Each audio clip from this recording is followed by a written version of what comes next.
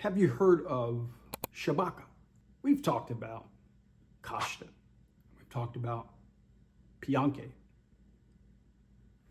Very little is known about Shabaka, who was the third black pharaoh to rule over the empire of Egypt. Kashta was actually Shabaka's father. Pianke was Shabaka's brother. Kashta started the domination or the control of Egypt, but he did it through strategic means. If you followed my previous videos, you heard me talk about his daughter, Amernerdis the First, who became the high priestess of Egypt. And the significance of that was that whoever was in that position had in times equal authority to the pharaoh, and at other times more authority.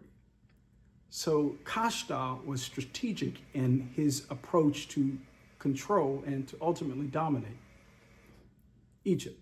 His son, Pianke, actually embarked upon a military conquest of Egypt because there were individuals who were still holding on to fiefdoms in the northern part of Egypt, which actually is called Lower Egypt. It's Lower Egypt because of the geography. If you understand the lay of the land there, it is oriented to the flow of the Nile River. The Nile River flows from south to north. So Pianke actually went in with those celebrated archers who were snipers from the land of the bow and cleaned things up and totally conquered those who remained in place from the prior dynasty, the 24th dynasty, who were primarily of Libyan origin. Pianke said to them, I will allow you to maintain your local control with the exception of you cannot instigate rebellion against me and the Kushite rule over Egypt, which they agreed to do. They agreed that they would recognize Kush's right to control Egypt. And they also recognized that they would pay tribute to the Kushite rulers who were primarily ruling in the place of Napata, which was Kushite's capital. So based upon that, Pianke ended his military conquest of Egypt, went back to his home, which is Napata, and he lived his life out there. But the Libyan rulers in the north who had agreed not to rebel went back on their word. Now we're at 705 BC, and Pianke has passed away. His brother takes the reins of power. His name is Shabaka. Shabaka is skillful in many ways. Like his father, he is strategic.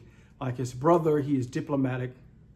But unlike those two others, he didn't play the radio, so to speak. He didn't put up with the foolishness. He didn't put up with rebellion.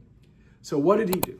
One of the first things that he did is that he went to the northern cities and he put down the rebellion and he identified and captured the number one instigator that was causing rebellion in the northern part of Egypt.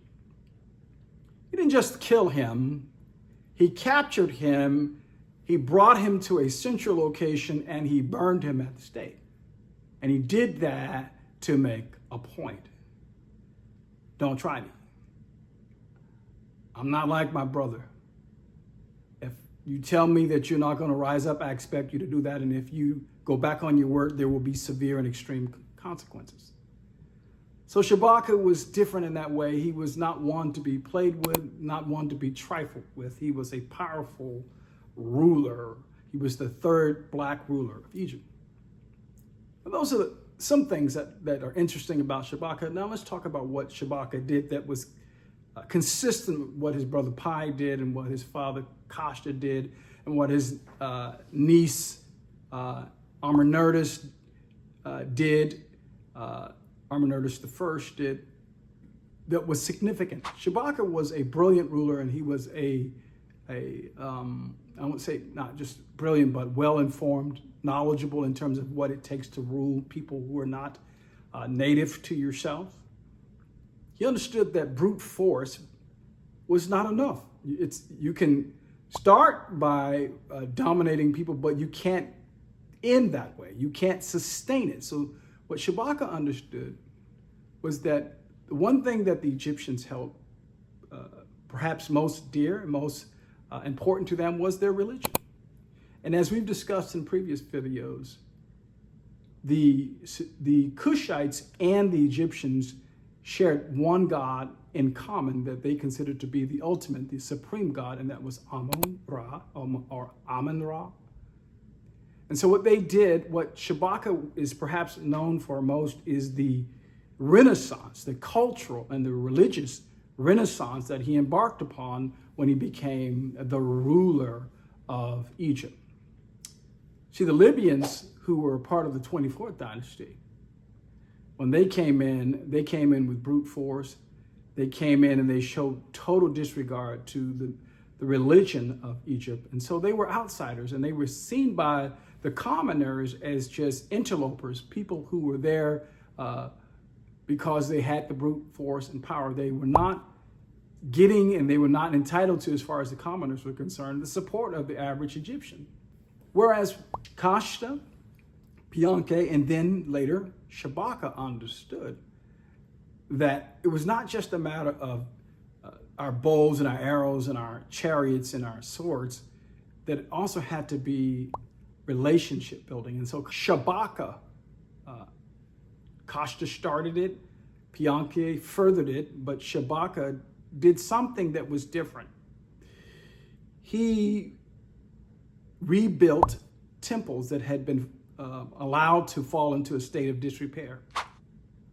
He built substantially in the city of Thebes. Ultimately, he relocated his capital to the city of Thebes. Now, why is that important? If you listen to past videos, or if you watch past videos, you know that, and I said it earlier in this video, the priest and the priestess, particularly the high priest or the high priestess, at times had as much influence as the pharaoh, if not more. And Thebes, the city of Thebes, was the religious capital of Egypt. So then if Shabaka relocated his secular capital to Thebes, what he was also doing was acknowledging and showing respect to the Egyptian religion. So that was strategic, that was powerful, and Shabaka was significant in that way. What else did Shabaka do? Well, Shabaka ushered in not just the religious renaissance, but he also ushered in a cultural renaissance.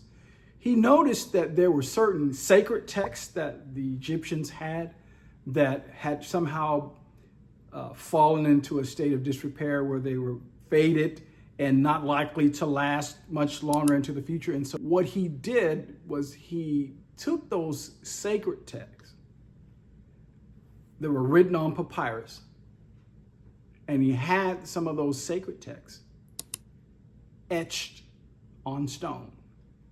And he did that to preserve the religions, the teachings, the writings, the beliefs, to perpetuate those sacred things that the Egyptians held dear. And they loved him, or maybe that's too strong of a term. They liked him, they appreciated him for that.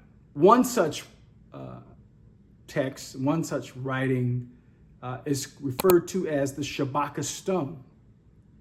And that is in existence today. That is somewhere in a museum. I believe it's somewhere in England. The Shabaka stone was found, and it goes into the Egyptians' myth of creation. So Shabaka did that. The reason why we know to some degree what the Egyptians believed is because when the Kushites came in, they took that seriously. They didn't just trample upon the beliefs, the values, and the culture of the conquered people. They respected them. And the last thing I'll say about that, and because many conquerors followed that approach after Shabaka. And in fact, the reason why the Roman Empire was the longest lasting, I would say, European empires is because they followed that basic approach. When they conquered the people, they withdrew to a certain point, and they said, you can rule your local people, You can maintain your religion. We'll help you even build your temples. Just don't rebel against us. If you let the people live their lives as they were living before the new power came in, you're going to have their support. At least they're not going to rebel against you. But the empires that have come up, that have not realized that basic approach, have lasted for a very short while. But we know a lot about Egypt today and about what they believe because of Shabaka. He is a pharaoh that is not that well known, but he is a pharaoh that accomplished some very significant things. So the reason why I am saying this is because we're talking about the 25th dynasty of Egypt, not taught in Western history or Western civilization at all, but perhaps is substantially responsible for what we know about Egypt because they went to great lengths to preserve and to revive. And the 25th dynasty of Egypt, which were Kushites, were in many ways revivalists.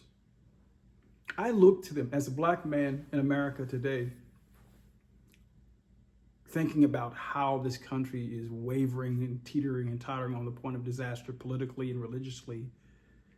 I'm inspired to in the tradition and in the spirit of what the Kushites did, to be a Renaissance man, to stand up and to say, this is not the way.